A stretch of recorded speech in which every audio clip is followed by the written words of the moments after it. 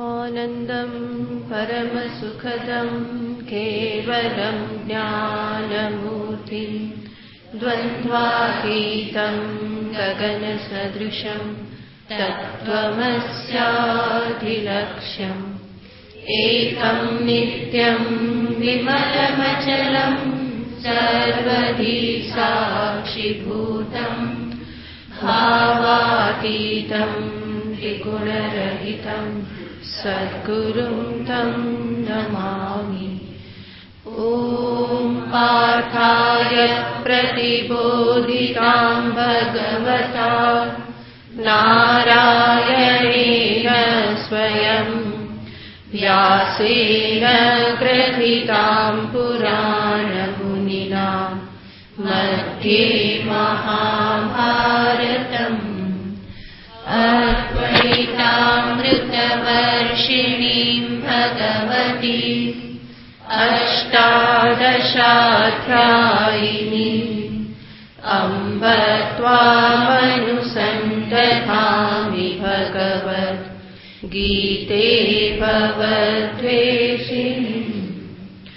यं ब्रह्मा वरुणेन्द्ररुद्रमरुतः स्तुन्वन्ति दिव्यैस्तवैः वेदैः साङ्गपदक्रमोपनिषदैः गायन्ति यं सामगाः ध्यानावस्थिततद्गतेन मनसा पश्यन्ति यं योगिनः यस्यान्तं न विदुःसुरासुरगणा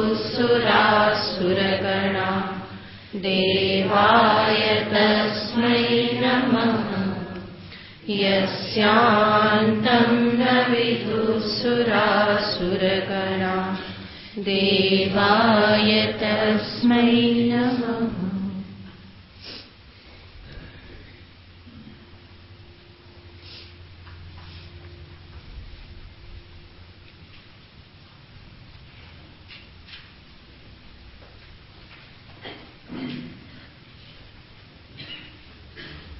छठो श्लोक। श्री भगवानुवाच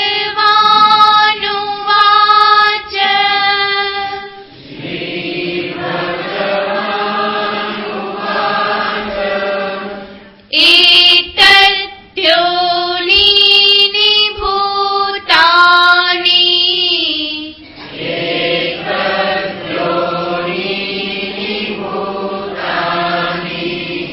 सर्वाणि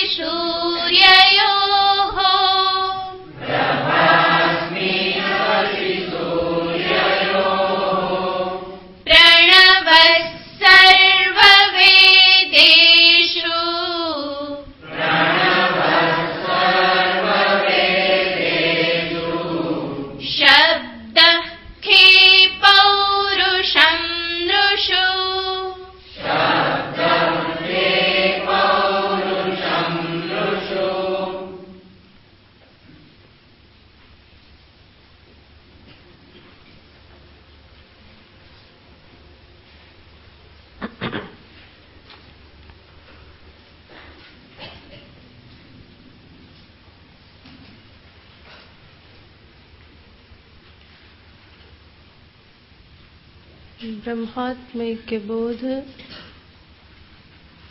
એ મનુષ્યના જીવનનું પરમ કર્તવ્ય છે. આત્મા બ્રહ્મ છે એ પ્રમાણેનું જ્ઞાન પ્રાપ્ત કરવું, એ પ્રમાણેની સમજદારી પ્રાપ્ત કરવી અને જ્ઞાન પ્રાપ્ત થયા પછી એ જ્ઞાનમાં દ્રઢ નિષ્ઠા આ જ માત્ર જીવનનું પરમ કર્તવ્ય છે.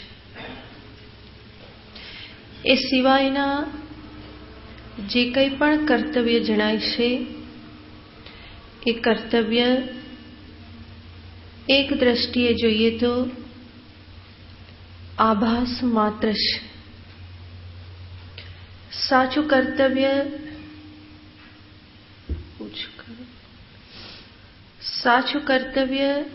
એ જ કહેવાય જે મને સર્વ કર્તવ્યમાંથી મુક્ત કરી દે.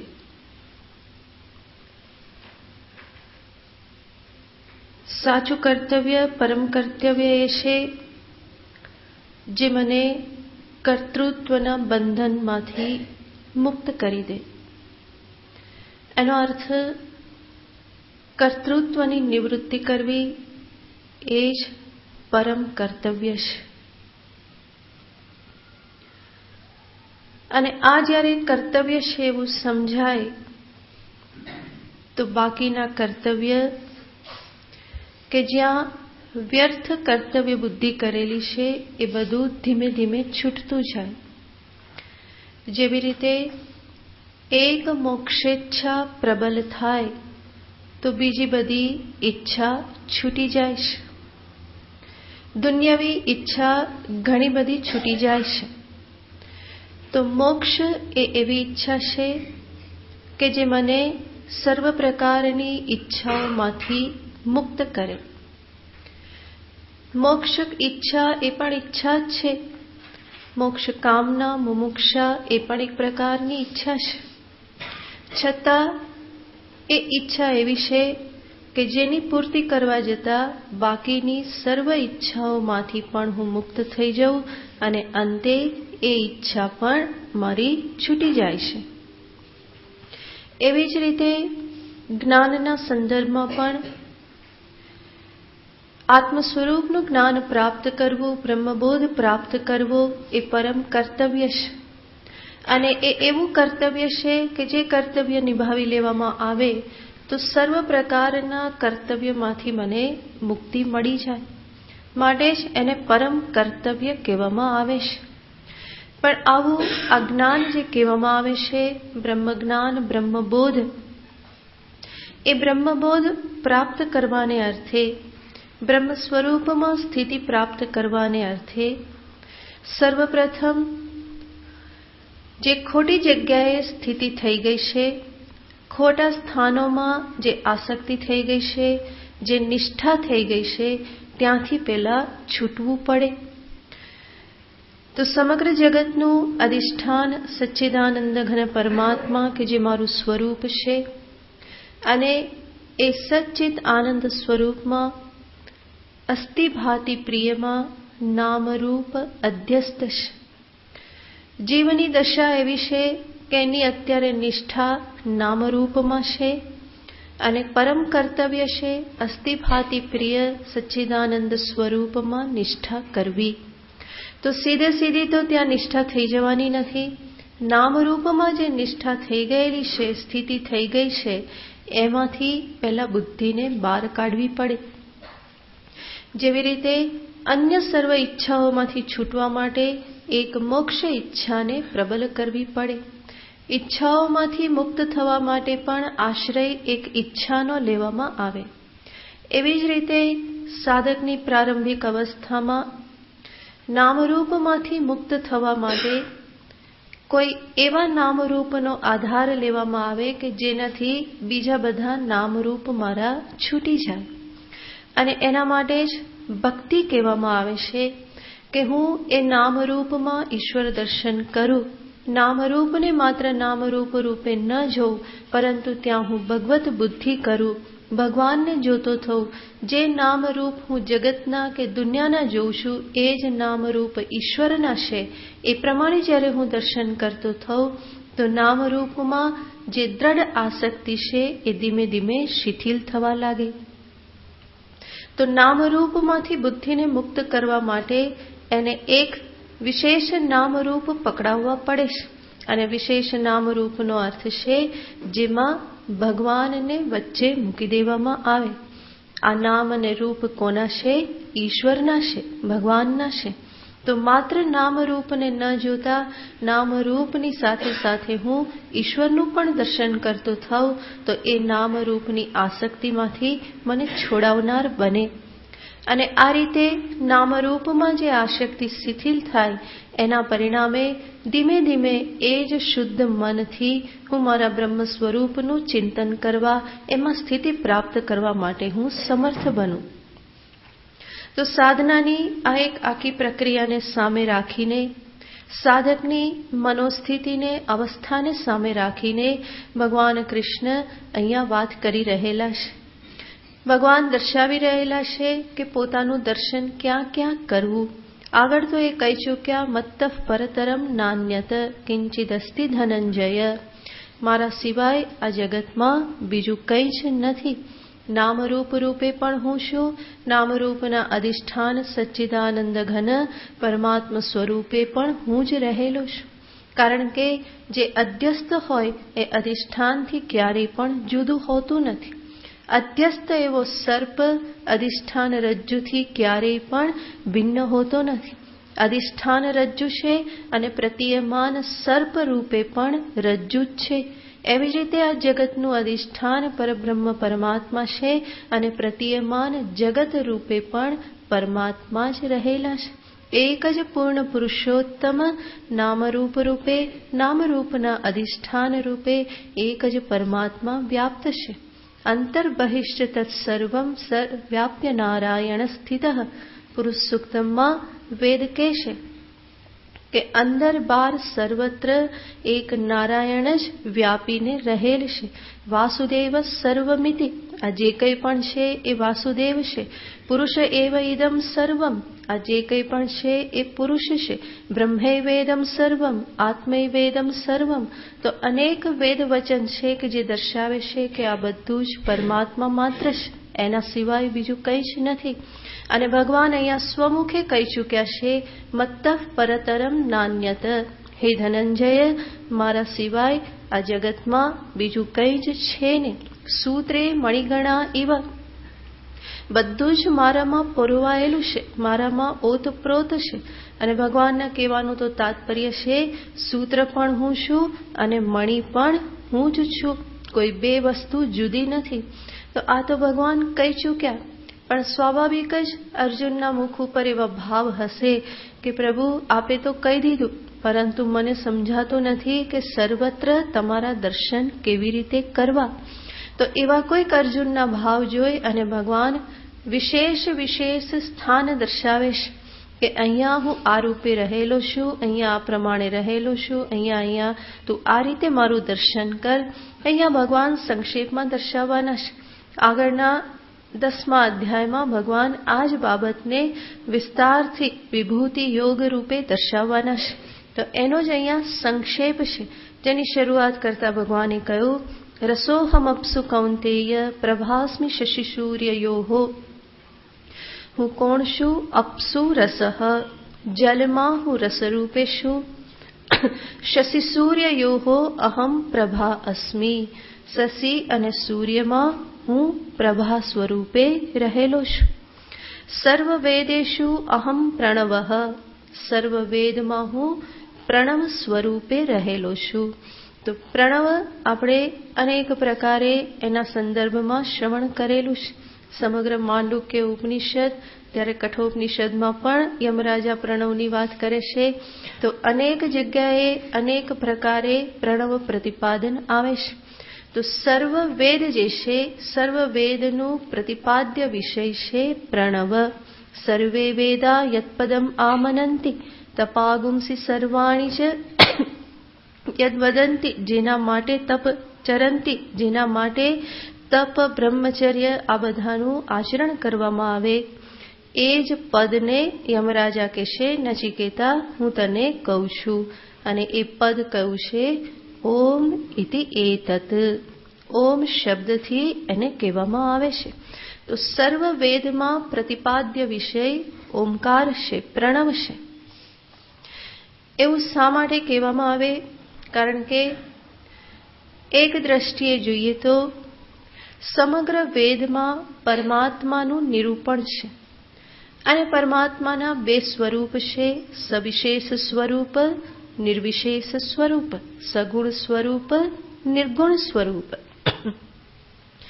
અને પ્રણવ જે છે એ પ્રણવ પરમાત્માના બંને સ્વરૂપને દર્શાવે છે.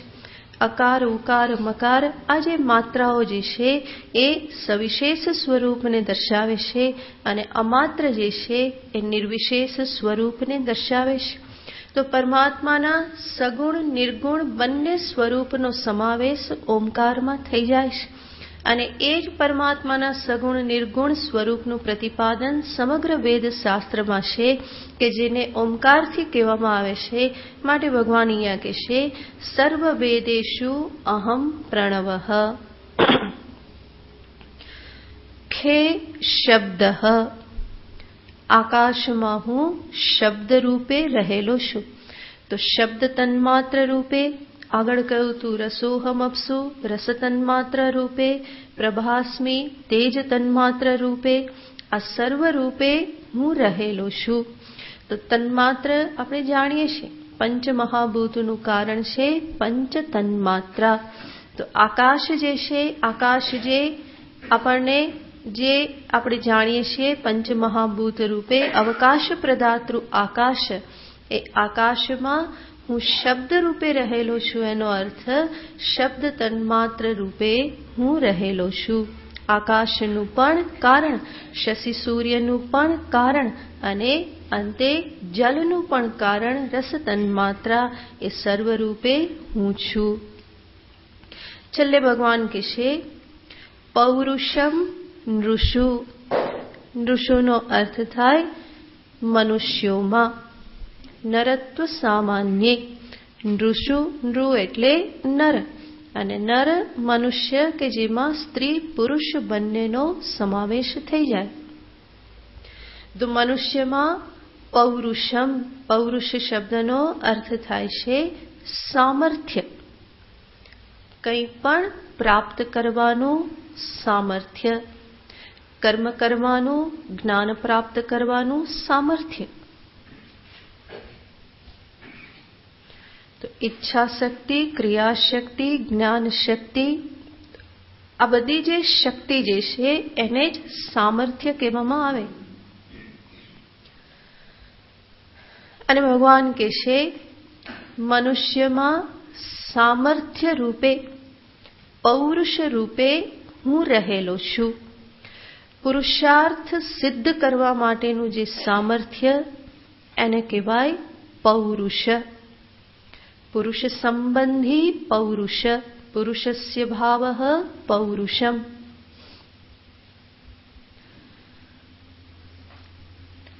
તો જે પુરુષાર્થને સિદ્ધ કરે, જેના થકી એ જે બલ જે છે એને કહેવામાં આવે પૌરુષ. ભગવાન કહેશે પૌરુષ રૂપે હું રહેલો છું. જીવ પોતાના જ જીવનનું, અનુભવોનું અવલોકન કરે તો એને આ વસ્તુ તરત જ સમજાય કે મારામાં સામર્થ્ય રૂપે કોઈ કાર્ય કરી રહેલું છે. કારણ કે અનેક વખત ઈચ્છવા છતાં પણ મારાથી કંઈ થતું નથી. ઈચ્છવા છતાં ક્યારેક પગ ચાલતા નથી, ઈચ્છવા છતાં બુદ્ધિ ક્યારેક ચાલતી નથી, અનેક પ્રકારે સમજાવવા છતાં મન સમજતું નથી. આંખમાં ક્યારેક દેખાવાનું બંધ થઈ જાય, ખબર પડતી નથી. સવારે ઉઠ્યા ત્યારે ખબર પડે કંઈક ગરબડ છે, રાત્રે બધું બરાબર, અને સવારે ઉઠતાની સાથે સટાકો બોલી જાય કે કંઈક ગરબડ થઈ. તો ઉઠવું પણ તકલીફવાળું થઈ જાય છે. તો શરીરમાં જે સામર્થ્ય છે, ઇન્દ્રિયમાં સામર્થ્ય છે, આ બધું જ સામર્થ્ય એ પરમાત્માનું સ્વરૂપ છે.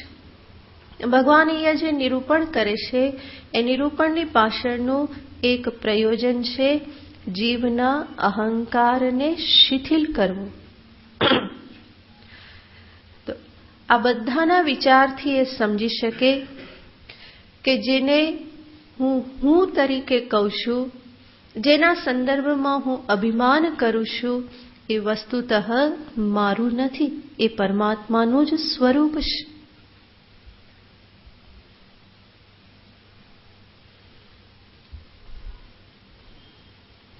उमा दारु योषित की नाई सबही नचावत राम गोसाई. તુલસીદાસજી કહે છે, દારૂ યોષિત કઠપુતલીની જેમ શંકર ભગવાન ઉમાને કહે છે કે ઉમા, હે દેવી સતી, દારૂ યોષિત કી નાઈ, દારૂ યોષિત કઠપુતલીની જેમ સબહી નચાવત રામ ગોસાઈ. બધાને કોણ નચાવે છે? એક રામજી જ બધાને નચાવી રહેલા છે. અંતર્યામી સ્વરૂપે એ જ રહેલા છે, નચાવે છે એ. અને એના નચાવવાથી હું નાચું તો એ નાચવાનું સામર્થ્ય પણ કોણે આપ્યું છે? એણે જ આપેલું છે. નહીં કે એ નચાવે છે ને ફરી પાછો નાચે છે. કોણ? હું નાચું છું. ત્યાં પણ હું કરવા જેવું નથી. કોણ? એ નાચવાનું સામર્થ્ય પણ કોણે આપેલું છે? એણે જ આપેલું છે. એ ઓર્ડર આપે ને હાથ ઊંચો થાય છે. એ હાથ ઊંચો થાય, હું હાથ ઊંચો કરતો નથી. એ પણ કોણ કરાવે છે? એમના દ્વારા જ થાય છે. એટલે જ ભગવાન આગળ પણ કહેવાના જ છે, યંત્રારૂઢાની માયયા. હું કેવી રીતે આ બધાનું નિયંત્રણ કરું છું? જેવી રીતે યંત્રમાં કોઈ મનુષ્ય બેઠેલો હોય અને એ કેવી રીતે યંત્રની ગતિની સાથે એ ચાલ્યા કરે છે. ત્યાં એનું કંઈ ચાલતું નથી. જેમ આપણે ટ્રેનમાં બેઠા હોઈએ તો ટ્રેનમાં સ્થિરતાથી બેસવાનો નિશ્ચય કરીએ તો બેસાય? શું કરવું પડે? ટ્રેન ચાલે એની જોડે આપણે પણ આમામ થવું જ પડે. કોઈ ઉપાય નહીં. જે રીતની ટ્રેનની ગતિ એ રીતે આપણે પણ શરીરને સાથે સાથે છોડી જ દેવું પડે. જો તમે ટાઈટ થવા ગયા તો 5 મિનિટમાં બધું દુખવા લાગે. ક્યાંક સળિયો પકડીને કે ના હું તો બેસીશ, બરાબર હલીશ જ નહીં, તો એ થવાનું નથી. પણ એની ગતિની સાથે ગતિ મેળવી દો, શરીરને ઢીલું છોડી દો અને ટ્રેન ચાલે એની સાથે હલતા રહીએ તો એમાં થાક પણ ના લાગે ને કંઈ ના થાય. એ યાદ પણ ના આવે. કેટલા કલાકો સુધી શરીર આમ તેમ હલતું રહે, વાતોય થતી રહે, ખવાતુંય જાય ને એમાં સાથે સાથે ઊંઘ પણ આવી જાય. સારી ઊંઘ આવી જાય, જાણે કે ઘોડિયામાં, હે ને? આમ તો કોણ હલાવે આવડા મોટાને? ઈચ્છા થાય તો કોઈ ત્યાં હલાવે નહીં. પણ ત્યાં તો એવી રીતે હલવામાં આવે કે શું થાય એની સાથે જાણે બાળપણનું ઘોડિયું યાદ આવે. અને ટ્રેનનો અવાજ એ હાલરડા છક છક છક છક એ પણ સાથે સાથે ચાલે. તો ટ્રેનની ગતિની સાથે આપણે શરીરને છોડી દેવું પડે છે. એના પ્રમાણે જ આપણે ચાલવું પડે છે અને બધી ક્રિયા એ રીતે સંપન્ન થઈ જાય છે. એવી જ રીતે અહીંયા પણ ઈશ્વર એની ઈચ્છાથી, એના સંકલ્પથી જીવને નચાવે છે. કઠપુતલીની જેમ જીવ જે છે એ પોતાનો વ્યવહાર કરે છે. કઠપુતલીમાં પોતાનું કોઈ સામર્થ્ય નથી હોતું. એમાં કોનું સામર્થ્ય કામ કરે છે? એને જે નચાવનાર જે છે એનું જ સામર્થ્ય કામ કરે છે. એ જ્યારે ઈચ્છે કે આ પુતલી નાચે ત્યારે એને નચાવે અને એના હાથ પગને એ જ હલાવે છે. તો નચાવવાનો સંકલ્પ એની બુદ્ધિમાં અને હું નાચું તો એ સામર્થ્ય પણ કોનું છે? પરમાત્માનું જ સામર્થ્ય છે. આ તત્વને, આ સમજદારીને ગ્રહણ કરી લે જો જીવ, તો એ ઘણો બધો નિશ્ચિંત થઈ જાય, ઘણી બધી ચિંતાઓથી મુક્ત થઈ જાય. જેટલું પોતાનું જીવન એ ઈશ્વરને સમર્પિત કરે, જેટલો શરણાગત થાય, એટલો એ પોતે વહોરી લીધેલી ખોટી ચિંતાઓથી મુક્ત થઈ જાય છે. અને ઈશ્વરે આપેલું આ જે સામર્થ્ય રૂપે જે પરમાત્મા મારામાં બિરાજમાન છે એનો હું સારામાં સારી રીતે ઉપયોગ કરી શકું. ચિંતાઓથી ગ્રસ્ત થઈ હાય હાય કરી અને હું ખાલી જીવનને બરબાદ કરું, સમય બરબાદ કરું, એના બદલે હું વિચાર કરું કે આ સામર્થ્ય રૂપે પરમાત્મા જ મારામાં રહેલા છે. મારે જે જોઈએ એ કરવા માટે એ મને હંમેશા સહાયભૂત છે. હું એનો ઉપયોગ કરું. જે સામર્થ્ય મારામાં રહેલું છે ઈશ્વર રૂપે, એનો હું ઉપયોગ કરું અને જીવનના પરમ ધ્યેયને હું પ્રાપ્ત કરું. તો મનુષ્યમાં આ પુરુષાર્થ સિદ્ધિનું સામર્થ્ય છે. ધર્મ, અર્થ, કામ, મોક્ષ આ બધા પુરુષાર્થને એ સિદ્ધ કરી શકે છે. અન્ય યોનિઓમાં આ પ્રમાણેનું સામર્થ્ય નથી. કોઈ ધર્મનું અર્જન કરી શકતા નથી. પશુ પંખી કોઈ અર્થની સિદ્ધિ કે કામ આદિ એ વિશેષ રૂપે કંઈ સંપાદન કરી શકતા નથી. આ ચતુર્વર્ગ પુરુષાર્થ સિદ્ધ કરવાનું સામર્થ્ય માત્ર મનુષ્યમાં જ છે. માટે ભગવાને શબ્દ વાપર્યો કે નૃષુ પૌરુષમ. ભૂતેષુ સર્વભૂતેષુ સર્વ પ્રાણીષુ એવો શબ્દ નથી વાપર્યો. બધા જીવોમાં નહીં, પરંતુ હું કોનામાં પૌરુષ રૂપે રહેલો છું? પુરુષમાં, મનુષ્યમાં હું પૌરુષ રૂપે રહેલો છું. અને એ જે પૌરુષ રૂપે પરમાત્મા રહેલા છે એ મારે જાણી અને ઉત્સાહથી મારા લક્ષ્યની સિદ્ધિમાં લાગી જવું જોઈએ કે સામર્થ્ય રૂપે તો પરમાત્મા જ રહેલા છે. ત્યાં જો મનુષ્ય નબળો પડે તો એની કોઈક પ્રકારની એ લક્ષ્ય પ્રત્યેની બેદરકારી છે, એવું જ એણે સમજવું જોઈએ. સાધક જ્યારે આ બાબતમાં નબળો પડે તો એ શું છે? લક્ષ્ય પ્રત્યે તત્પરતા નથી, એના પ્રત્યે એની બેદરકારી છે. પહેલા પણ મેં કહેલું હતું, સ્વામી અખંડાનંદજી જ્યારે શરૂઆતમાં જ્યારે ભગવાનના નામ જપ સંધ્યા વંદન આદિમાં લાગ્યા તો થોડા વખત પછી એમણે ગુરુજીને પત્ર લખ્યો કે ગુરુજી આ બધું તો મારાથી થતું નથી. કે આમ તો કે દુનિયાના વિષયો બધા પ્રાપ્ત કરવા માટે પણ કેટલું બધું કષ્ટ સહન કરવું પડે. હવે જ્યારે ભગવાનને પ્રાપ્ત કરવા નીકળ્યા ત્યારે પણ કે આટલું બધું કષ્ટ, કે ત્યાં પણ આટલી બધી પીડા સહન કરવાની, એ તો સરળ ઉપાય હોવો જોઈએ ને. તો કે મારાથી તો આ બધું અનુષ્ઠાન ને સંધ્યા વંદન ને આ બધું તો મારાથી થતું નથી. તો તરત જ આચાર્યએ, ગુરુએ ત્યાંથી એને જવાબ આપ્યો. એ કહે છે આ પ્રમાણે નપુંસક નહીં થવાનું, કે તારામાં પૌરુષ રહેલું છે એનો ઉપયોગ કરવાનો. અને જપ, ધ્યાન, સંધ્યા, વંદન આ બધી સાધના તું નહીં કરે તો ભેંસ કરશે? કે કારણ કે ભેંસમાં તો એ સામર્થ્ય નથી. ભેંસનો અર્થ જે પડી રહે છે, જેને કંઈ કરવા માટે કોઈ બુદ્ધિ નથી, સામર્થ્ય નથી. કે તું નહીં કરે તો ભેંસ કરવાની છે, તારે જ કરવાનું છે. અને કે આવી રીતે નબળા નહીં પડવાનું. ભગવાને સામર્થ્ય આપ્યું છે એનો ઉપયોગ કરવાનો. ભગવાન જ સામર્થ્ય રૂપે રહેલા છે અને સામર્થ્ય રૂપે રહેલા ભગવાન દ્વારા મારે ભગવાનને જ પ્રાપ્ત કરવાના છે. તો એ સામર્થ્યનો હું પૂરેપૂરો ઉપયોગ કરું અને છતાં પણ અહંકારને, અભિમાનને હું ગ્રસ્ત ન થાઉં. એમાં જ મનુષ્યની મનુષ્યતા છે, એમાં જ એની વિવેક શક્તિનો ઉપયોગ છે. સામર્થ્યનો પૂરો ઉપયોગ કરું અને છતાં પણ અભિમાનનો સ્પર્શ ન થવા દઉં. એમાં જ મારી વિવેક શક્તિ રહેલી છે. તો પૌરુષમ નૃષુ આગળ ભગવાન હજુ દર્શાવે છે. પુણ્યો ગંધ પૃથિવ્યાંચ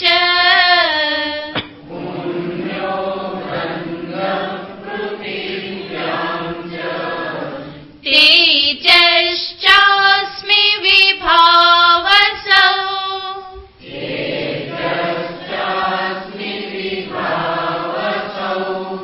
જીવનમ સર્વભૂતેષુ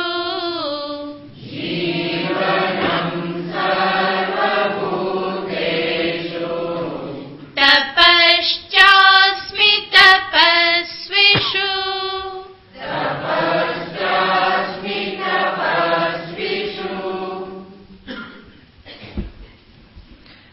પુણ્યો ગંધ પૃથિવ્યામ અહમ પુણ્યઃ ગંધઃ. તો ગંધ તન્માત્રા હું છું. પૃથ્વીનો ગુણ છે ગંધ, અને ભગવાન કહેશે કે પૃથ્વીમાં અહમ ગંધઃ. પણ કઈ ગંધ? તો કહેશે પુણ્ય ગંધઃ. પુણ્ય પવિત્ર ગંધ હું છું. પવિત્ર ગંધ, ચંદન, પુષ્પ, કપૂર, આ બધાની જે ગંધ જે છે એ કેવી છે? પવિત્ર ગંધ છે, પુણ્ય ગંધ. આમ તો સર્વગંધ રૂપે પરમાત્મા છે, પરંતુ ભગવાને અહીંયા સાધકને શરૂઆત કરાવવી છે. હું ક્યાં ક્યાં છું એ જોવા માટે. પહેલેથી ભગવાન કે ઉકરડામાં હું છું તો એ ત્યાં જોવાનો નથી, પરંતુ એને શરૂઆત ક્યાંથી કરાવવી પડે? કે આ પુણ્ય ગંધથી કરાવવી પડે. અને પછી ધીમે ધીમે એને સમજાય કે અહીંયા પણ એ છે, ત્યાં પણ એ જ છે. પુણ્યાત્મા રૂપે એ છે, પાપી સ્વરૂપે પણ એ જ રહેલ છે. રામ પણ એ, રાવણ પણ એ, કૃષ્ણ પણ એ, કંસ પણ એ, સર્વરૂપે એ છે. પરંતુ શરૂઆત કરવી હોય તો શું કહેવું પડે? આ કંસમાં જો એવું કે તો શરૂઆત નહીં થાય. શરૂઆત ક્યાંથી કરાવવી પડે? તો કે આ કૃષ્ણ મુરલી મનોહરને તું જો અને એમાં ભગવત બુદ્ધિ કર. સુંદર પુષ્પ જો અને એમાં ભગવત બુદ્ધિ કર કે એમાં સૌંદર્ય રૂપે, રૂપરંગ રૂપે કોણ રહેલ છે? પરમાત્મા રહેલા છે. તો અહીંયા પણ એટલે જ ભગવાન કહે છે પૃથિવ્યામ પુણ્ય ગંધઃ, એવી પુણ્ય સ્વરૂપા ગંધ રૂપે હું રહેલો છું. વિભાવસૌ તેજઃ ચ અહમસ્મિ. તેજ સ્વરૂપે વિભાવસૌ અહમસ્મિ. વિભાવસૌ શબ્દ અને આપણે જોઈએ તો વિભાવસૌનો અર્થ થાય પ્રકાશથી યુક્ત, પ્રકાશમાન પદાર્થ. વિ એનો અર્થ થાય વિશિષ્ટ. ભા એટલે કે પ્રકાશ, કાંતિ. અને વસુ, વસુ એટલે ધન. વિશિષ્ટ એવી કાંતિ, પ્રકાશ જ જેનું ધન છે. વિભા એવ વસુઃ યસ્ય યેષામ. વિભા એટલે કે વિશિષ્ટ કાંતિ, પ્રકાશ, એ જ જેનું ધન છે.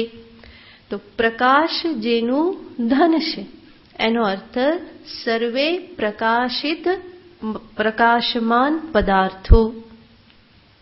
સૂર્ય, ચંદ્ર, અગ્નિ, તારા, આ બધા પદાર્થો જે છે એને કહેવાય વિભાવસુ. અને એ બધામાં હું કોણ છું? તેજઃ અહમસ્મિ.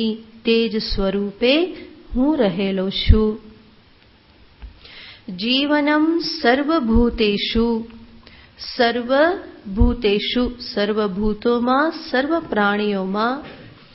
જીવનમ અહમસ્મિ, એના જીવન રૂપે હું રહેલો છું. જીવન શબ્દના અહીંયા બે અર્થ થાય છે. એક તો અન્ન રસ અને બીજો અર્થ છે પ્રાણ. તો અન્ન રસ રૂપે હું રહેલો છું. પૃથ્વીલોક પરના સર્વ પાર્થિવ એવા જીવ, જંતુ, મનુષ્ય, એ સર્વનું શરીર અન્ન રસથી પુષ્ટ થાય છે. એનાથી એ ટકે છે. અથવા તો જીવન શબ્દનો અર્થ થાય જીવું પ્રાણ ધારણે, જેનાથી પ્રાણ ધારણ થાય. તો પ્રાણ સ્વરૂપે સર્વભૂતેષુ જીવનમ એટલે કે સર્વભૂતોના પ્રાણ રૂપે હું રહેલો છું.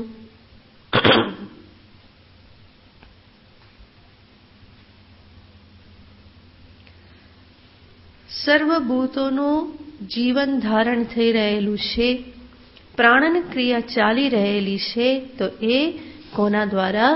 પરમાત્મા દ્વારા. પ્રાણ રૂપે, અન્ન રસ રૂપે પરમાત્મા જ સર્વમાં વ્યાપ્ત છે. અન્ન આપણે ગ્રહણ કરીએ અને અન્નના રસ જે છે એ આપણા વિવિધ અંગોને પુષ્ટ કરે છે. એનો સ્થૂલ ભાગ એનો ત્યાગ થઈ જાય છે અને જે સૂક્ષ્મ ભાગ છે એ સૂક્ષ્મ ભાગથી રસથી સમગ્ર શરીર મન આ બધાનું પોષણ થાય છે. તો અન્ન રસરૂપી જીવન પરમાત્મા છે, અથવા તો પ્રાણરૂપી જીવન જે છે જેના કારણે પ્રાણ ધારણ થાય છે એ પણ કોણ છે? પરમાત્મા છે. તો પ્રાણ એ મુખ્ય છે, એનાથી જ જીવન ધારણ થાય છે. પ્રાણ સ્વરૂપે પરમાત્મા જ છે. ઉપનિષદમાં કથા આવે છે કે એક વખત આ સર્વ ઇન્દ્રિયોની વચ્ચે ઝઘડો થઈ ગયો. એક ઇન્દ્રિય કે હું જ સર્વશ્રેષ્ઠ છું, મારાથી જ આ જીવના બધા કામ થાય છે. તો બીજી કે ના તારાથી નહીં મારાથી થાય. ત્રીજી કે નહીં તારાથી નહીં મારાથી થાય છે. અને બધાનો આજે ઝઘડો થયો તો એ ઝઘડાનું સમાધાન કરનાર તો ફરી પાછું કોઈક બીજું હોવું જોઈએ ને. તો બધા ભેગા મળી અને પ્રજાપતિ પાસે ગયા, બ્રહ્માજી પાસે ગયા અને ત્યાં જઈને કીધું કે અમારા બધા વચ્ચે આ એક કલહ ચાલે છે, ઝઘડો ચાલે છે કે અમારામાંથી શ્રેષ્ઠ કોણ? તો બ્રહ્માજી પણ જાણે કે સીધે સીધું કંઈ કહેવાય નહીં તો મારી ઉપર આવે કે એટલા માટે એમણે પણ યુક્તિ બતાવી કે તમારા બધામાંથી શ્રેષ્ઠ કોને માનવા એના માટે હું ઉપાય બતાવું. કે એક કામ કરો, તમે બધા મનુષ્યમાં વાસ કરો છો, આ દેહમાં વાસ કરો છો, દેવના દેહમાં મનુષ્યના દેહમાં તમે બધા વાસ કરો છો.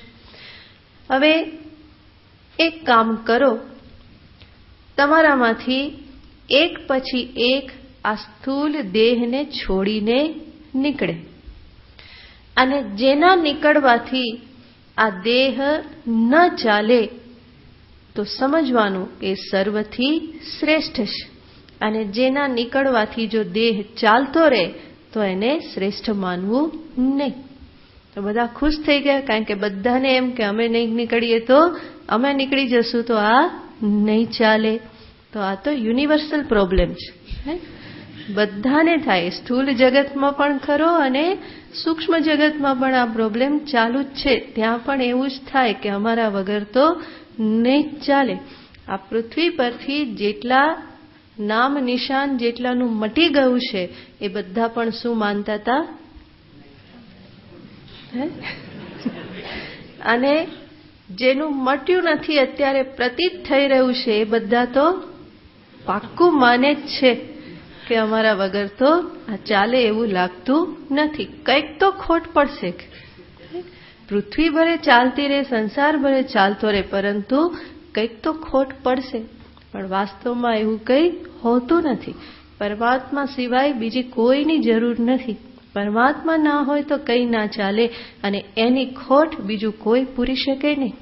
તો જ્યારે આવું કહેવામાં આવ્યું બધાને ખુશી થઈ ગઈ. બધા એવું જ માનતા હતા કે અમારા નીકળવાથી આ નહીં ચાલે. તો દેહમાંથી સર્વપ્રથમ કહેવામાં આવ્યું ચક્ષુરિન્દ્રિયને કે તમે નીકળી જાઓ. તો ચક્ષુરિન્દ્રિય નીકળી ગઈ અને નીકળીને જોવે તો પેલું તો ટેસ્ટથી ચાલતું હતું.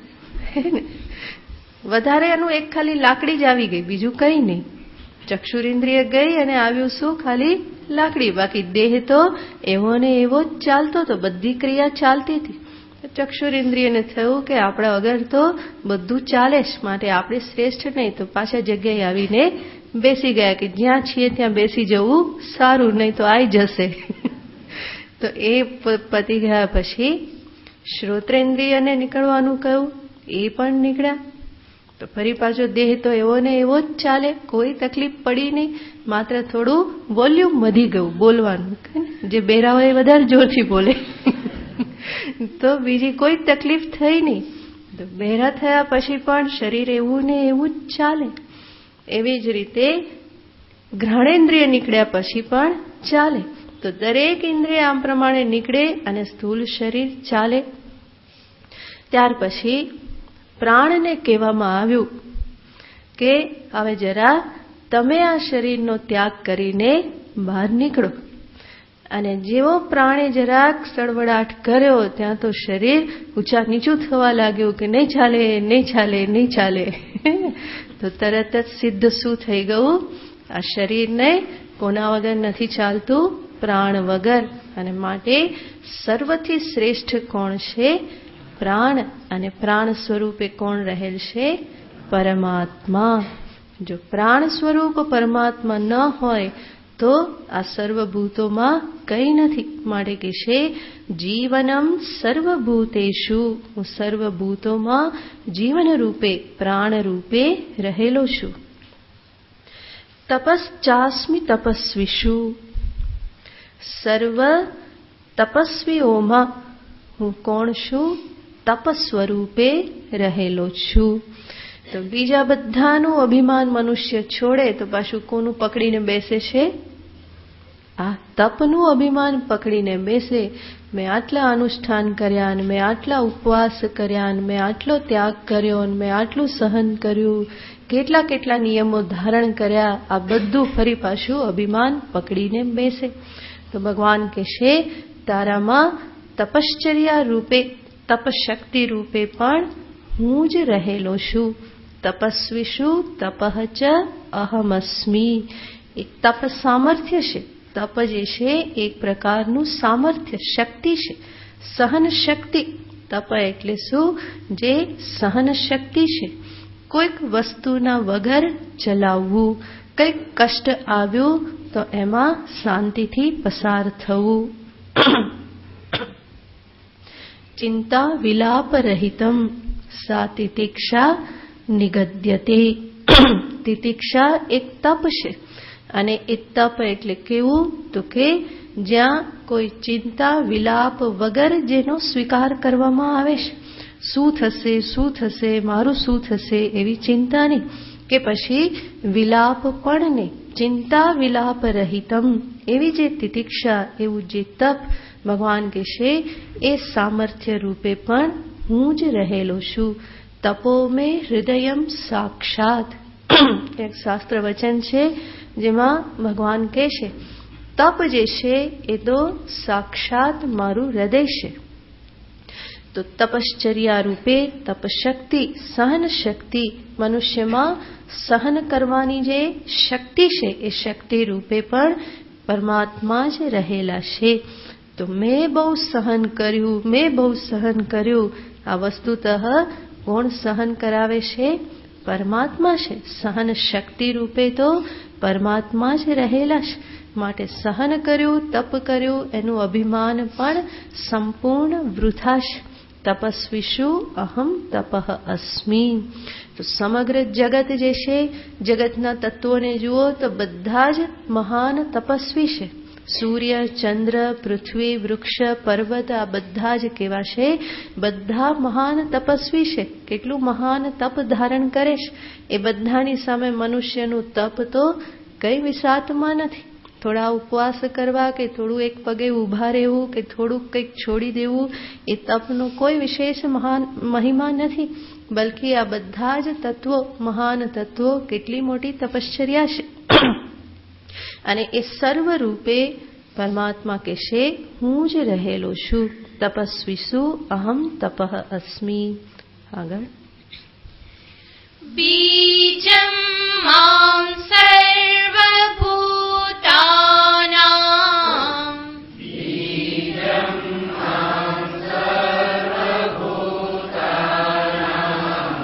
વિદ્ધિ પાર્થ સનાતનમ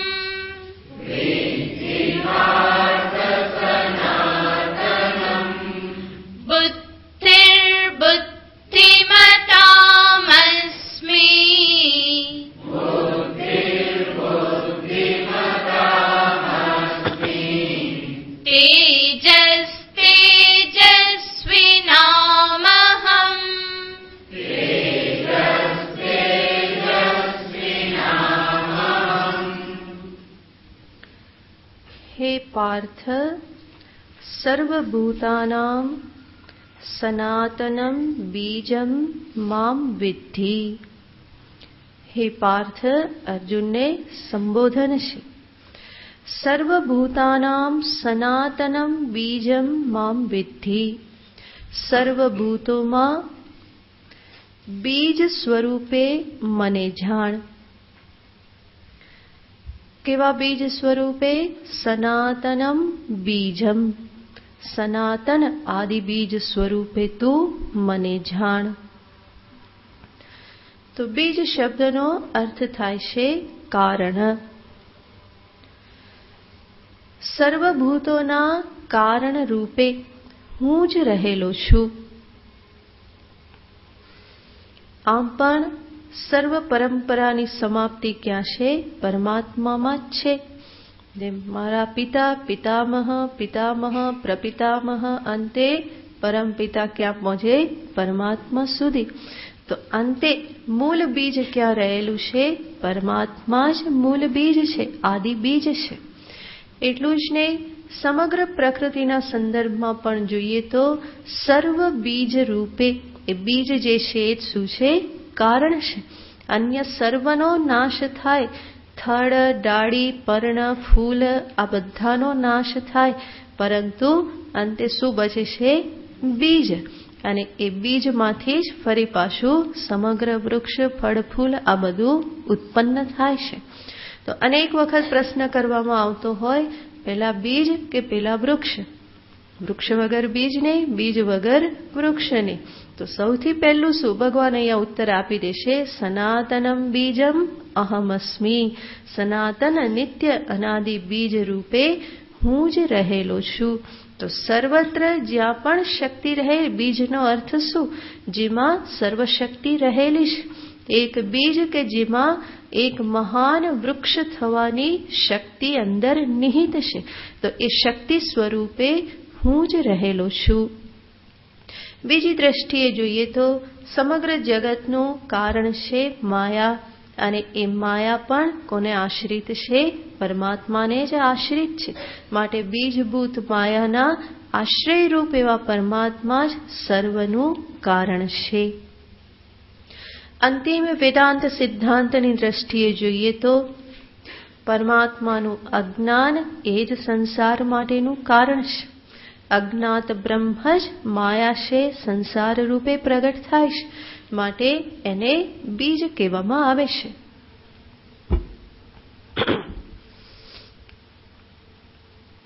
બીજમ સર્વભૂતાનામ મામ વિદ્ધિ. સર્વના આદિ કારણ રૂપે, બીજ રૂપે તો મને જ જાણ. બુદ્ધિર બુદ્ધિમતામસ્મી. રહ્યું સૌ બધું ભગવાન ખતમ કરી દેશે. કે છે બુદ્ધિમતામ અહમ બુદ્ધિ અસ્મી. બુદ્ધિમતામ બુદ્ધિમત, બુદ્ધિવાળા. અને બુદ્ધિવાળા કોણ છે? હા, મનુષ્ય. બરાબર ને? બુદ્ધિમત, બુદ્ધિમતા, બુદ્ધિમતામ બુદ્ધિવાળાઓમાં. બુદ્ધિવાળા છે મનુષ્ય. કારણ કે બુદ્ધિનું અભિમાન કોને થવાનું? મનુષ્યને જ. બીજા કોઈ એનું અભિમાન કરવાના નહીં. કૂતરો ગમે એટલી બહાદુરી દર્શાવે કે ચાલાકી કરે કે ચોરને ભગાડે, એ બીજે દિવસે કોલર ઊંચા કરીને, કાન ઊંચા કરીને માલિકને કહેવાનો છે, આ તો મારી બુદ્ધિનું પરિણામ, ચોરને મેં ભગાડ્યા. પણ ધારો કે પડોશીએ કંઈક કર્યું હોય તો સવારે ઉઠતાની સાથે શું કહેવા આવે? મારા કારણે જ બધું બચ્યું તમારું, મેં એને ચડતા જોયો તો ભગાડ્યો. કે મેં બુદ્ધિ વાપરી, મેં લાકડી ઠકઠક કરી, એટલા માટે એ જતો રહ્યો. તો બુદ્ધિનું અભિમાન કોને થવાનું? મનુષ્યને જ થાય છે. અને એના અભિમાનની નિવૃત્તિને અર્થે જ ભગવાન બધો પ્રયત્ન કરી રહેલા છે. માટે કહી દેશે બુદ્ધિમતામ અહમ બુદ્ધિ. સર્વ બુદ્ધિશાળી મનુષ્યો જે છે એમાં બુદ્ધિ રૂપે હું જ રહેલો છું. જે કંઈ પણ ચમકારા અનુભવાય છે બુદ્ધિના, એ ચમકારા કોને આભારી છે? પરમાત્માને જ. એ ચમકારો અંતે કોનો છે? પરમાત્માનો જ, ઈશ્વરનો જ ચમકારો છે. બધા આઈડિયા કોના? એના જ. આપણો આઈડિયો કંઈ નહીં. જે કંઈ છે એ કોનું છે? પરમાત્માનું જ. એની બુદ્ધિથી જ આ બધી સ્ફુરણા થાય છે. બધા આઈડિયા એ જ સુજાડે છે. પણ એ ભૂલાઈ જાય ત્યારે પછી મનુષ્ય શું કહે, જોયો આપણો આઈડિયા કામ કરી ગયો, એક આઈડિયા બદલ દે હે. તો એ આઈડિયા બધા મનુષ્યને લાગે કે આ તો મારી બુદ્ધિનો ચમકારો, પણ વાસ્તવમાં તો એ ચમકારા કોના છે? પ્રભુના ચમકારા છે, ઈશ્વરના જ ચમકારા છે, બુદ્ધિ રૂપે પરમાત્મા રહેલા છે. અને જો આ બુદ્ધિ ન હોય તો મનુષ્ય રહેતો નથી. બુદ્ધિ નાશાત પ્રણશ્યતિ, જેવો બુદ્ધિ નાશ થયો તો મનુષ્યનું મનુષ્યત્વ જ નષ્ટ થઈ જાય છે. એનો અર્થ માણસને માણસ બનાવનાર પણ કોણ છે? ઈશ્વર ભગવાન જ છે. બુદ્ધિ રૂપે રહેલા છે અને માટે મનુષ્ય છે. તો બુદ્ધિમતામ અહમ બુદ્ધિ અસ્મિ. વિચાર કરીએ તો આ કેટલી સુંદર વાત છે કે મનુષ્યમાં બુદ્ધિ રૂપે પરમાત્મા રહેલા છે અને એ બુદ્ધિનો ઉપયોગ કરીને પોતાના પણ પરમાત્મા સ્વરૂપને, પરમાત્મા સાથેના એકત્વને મનુષ્ય જાણી શકે છે. તો મનુષ્યમાં આ બુદ્ધિ શક્તિ રૂપે પરમાત્મા પ્રગટ થયા. શેના માટે? એ જ પરમાત્માના નિર્ગુણ નિરાકાર સ્વરૂપની સાથે હું એકત્વ પામી શકું, મારા જે મૂળભૂત સ્વરૂપને હું પામી શકું, એના અર્થે જ મારામાં બુદ્ધિ સ્વરૂપે પ્રભુ પ્રગટ થયેલા છે. કર્મજમ બુદ્ધિયુક્તા હિ ફલમ ત્યક્ત્વા. કર્મજમ બુદ્ધિયુક્તા, આગળ ભગવાન કહી ચૂકેલા છે કર્મયોગનું નિરૂપણ કરતા કરતા કે એ જ બુદ્ધિનો ઉપયોગ કરીને, બુદ્ધિયોગનો ઉપયોગ કરીને ધીમે ધીમે મનુષ્ય આગળ વધે છે. તો કર્મમાં, ભક્તિમાં સર્વત્ર સમજદારીનો ઉપયોગ કરે તો અંતે એ જ્ઞાન શિખર પર પહોંચે છે. જે બુદ્ધિ આપેલી છે, બુદ્ધિનો ઉપયોગ કરી એ વ્યવહાર કરે, બુદ્ધિનો ઉપયોગ કરી વિષયોનો સ્વીકાર કરે, ત્યાગ કરે, બુદ્ધિનો ઉપયોગ કરી સંબંધોના સંદર્ભમાં એ સજાગ રહે, બુદ્ધિના ઉપયોગથી કર્મ કરી અંતરને શુદ્ધ કરે, બુદ્ધિનો ઉપયોગ કરી સમજદારીપૂર્વક ભગવાનની ભક્તિ કરી અને અંતરને એકાગ્ર કરે. અંતે બુદ્ધિ દ્વારા જ આત્મ અનાત્મ વિવેક કરી અને પોતાના બ્રહ્મ સ્વરૂપમાં સ્થિત થઈ શકે. તો સમગ્ર સાધના જે છે એ આ વિચાર બુદ્ધિ દ્વારા જ કરવાની છે. વ્યવહારમાં પણ વ્યક્તિ જેટલી સમજદારી ધારણ કરે, યોગ્ય સમજ ધારણ કરે, એટલા જ એના જીવનમાં પ્રોબ્લેમ, સમસ્યાઓ ઓછી આવે. કારણ કે મોટા ભાગની સમસ્યાઓ પાછળનું કારણ ગેરસમજણ જ હોય છે, ખોટી સમજણ જ હોય છે. જો સાચી સમજણ, યથાર્થ સમજણ, તટસ્થતા પૂર્વક જ્યારે વિચાર કરવામાં આવે, હું ઓબ્જેક્ટિવલી જ્યારે હું વિચાર કરું તો કોઈ સમસ્યા રહેતી નથી. કદાચ હોય સમસ્યા તો પણ એને સ્વીકાર કરવાનું સામર્થ્ય આવી જાય છે.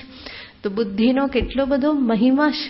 એ બુદ્ધિના આધારે મનુષ્ય શું શું પ્રાપ્ત નથી કરી શકતો, કેટલું પ્રાપ્ત કરી શકે, કેટલું સુખ પામી શકે, કેટલો આનંદ પામી શકે, શાંતિ પામી શકે, આ બધાની પાછળનું કારણ બુદ્ધિ છે. અને ભગવાન કહે છે એ બુદ્ધિ સ્વરૂપે હું જ રહેલો છું. તો ઈશ્વરની કેટલી બધી કરુણા છે કે મનુષ્યમાં, જીવમાં એ આ બુદ્ધિ સ્વરૂપે પ્રવેશ પામેલા છે કે જે બુદ્ધિના આધારે જ હું ફરી મારા પરમાત્મા સ્વરૂપને પામી શકું, ફરી હું ઈશ્વરની સાથે હું એક થઈ શકું. મને કોઈ જગ્યાએ કહેલું છે કે આજ બુદ્ધિમતામ બુદ્ધિ એશા મનીષિણામ મનીષા.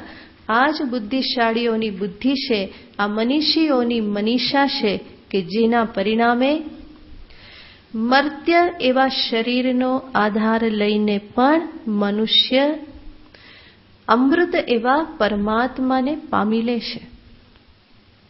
તો શરીર જે છે, શરીર તો મર્ત્ય છે, વિનાશી છે, દરેક જાણે છે, ઉત્પન્ન થયેલું છે અને અંતે વિપરિણામ થઈ, અપક્ષય થઈ અને અંતે નાશ પામે છે. તો શરીર અમુક વર્ષોનું મહેમાન છે આ પૃથ્વી ઉપર, એ મર્ત્ય છે, મરણ ધર્મ જ છે. અને શરીરના અમરણ ધર્મત્વને કોઈ ટાળી શકે એમ નથી. તો શરીર મરણ ધર્મવાન છે, મર્ત્ય છે, અને છતાં પણ એ જ શરીર ધર્મ સાધન બની શકે છે. એ જ શરીર અમૃત પ્રાપ્તિ માટે સાધન બની શકે છે. શેના આધારે? બુદ્ધિના આધારે.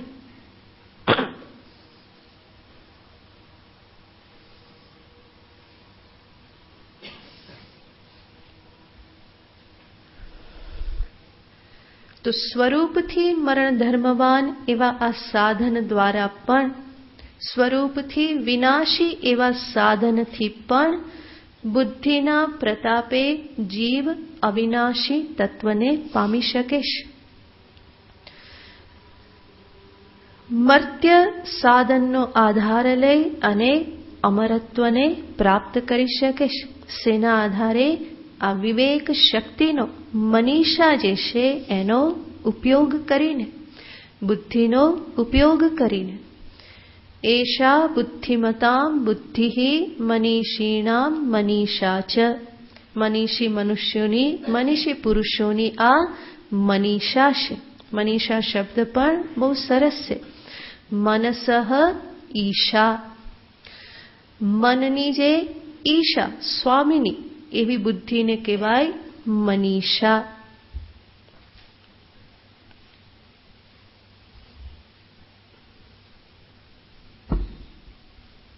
મનસઃ ઇટ શાસને ઈશા, જે મન ઉપર શાસન કરનારી છે.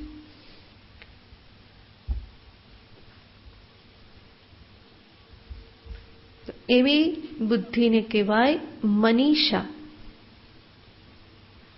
નહીં તો નામ હોય મનીષા અને રડતી જ શું કરું, મારું મન માનતું નથી.